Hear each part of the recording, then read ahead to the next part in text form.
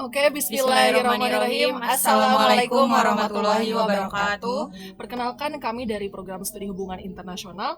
Saya sendiri Resti Fauzia. Saya Nabila Yasmin. Saya Fatia Firdaus. Kami akan memaparkan hasil diskusi kami mengenai Islam dan sekularisme.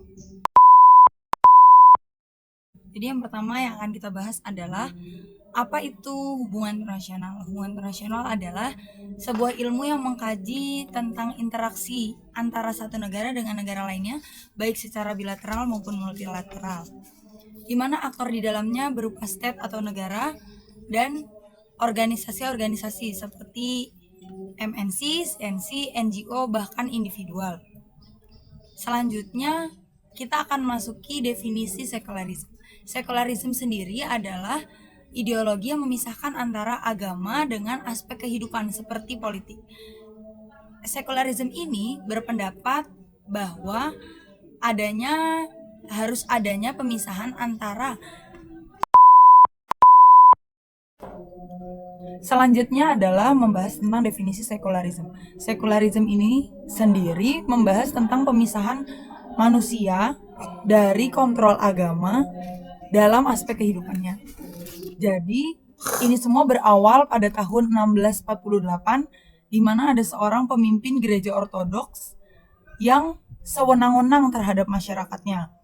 Dia melakukan pembunuhan, pemerkosaan, korupsi, dan lain sebagainya yang menuai kekecewaan dari masyarakatnya. Doktrin masyarakat yang berawal berpikir bahwa agama akan memberikan kemakmuran, kesejahteraan, dan kebahagiaan, kini pupus karena adanya kesalahan dari pemimpinnya. Lalu mereka memunculkan sebuah ideologi, yaitu sekularisme, yang mana memisahkan antara agama dan aspek kehidupan.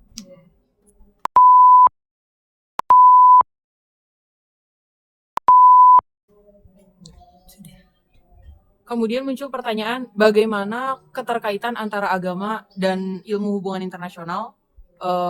Pemikir-pemikir realis dalam Internasional. pemikir-pemikir realis, gimana ya bahasanya? Pemikir, iya. Para pemikir kayak pemborosan kata. Para pemikir zaman dahulu gitu ya. Para pemikir zaman dahulu. Para pemikir zaman dahulu seperti Machiavelli dan Morgenthau menyatakan bahwa pentingnya beragama itu bukan dari sisi kebenaran ataupun hakikat hidup, tapi bagaimana agama itu dapat mempengaruhi pola pikir dan pola perilaku. Kemudian dalam hal politik, poin agama ini penting hanya di bagian yang selaras dengan poin-poin politik tersebut dan pada hal-hal yang dapat menguntungkan aktor-aktor politik. Kemudian untuk mempertahankan kekuasaan, suatu negara tidak harus mencari kawan, tetapi harus berkompetisi dengan negara-negara lain yang disebut struggle for power, di mana yang maksudnya adalah hidup adalah perjuangan. Jadi untuk bertahan hidup harus memperjuangkan kekuasaan. Para pemikir terdahulu juga menyatakan bahwa sistem internasional merupakan sistem yang anarki, brutal, dan chaos. Jadi untuk survive dalam sistem tersebut negara harus bisa menjadi lion dan fox. Tetapi tentunya dunia ini pasti tidak akan nyaman jika isinya hanya kelicikan-kelicikan dan kecurangan-kecurangan saja. Dan reminder, realisme percaya bahwa sifat manusia itu egois, sifat sistem internasional itu anarki, penyelesaian masalah harus dengan perang, dan dalam penyelesaian masalah harus ada yang menang dan kalah. Oke teman-teman, seperti yang kita dengar dari pemaparan dari awal sampai akhir, jelaslah sudah sekularisme ini tidak dapat dibenarkan ya guys. Kemudian saya di sini akan memaparkan sedikit bagaimana definisi Islam, kemudian bagaimana Islam memandang sekularisme. Definisi Islam, secara terminologi, Islam berasal dari bahasa Arab, salama yusallimu, berarti apa? Berarti menyelamatkan.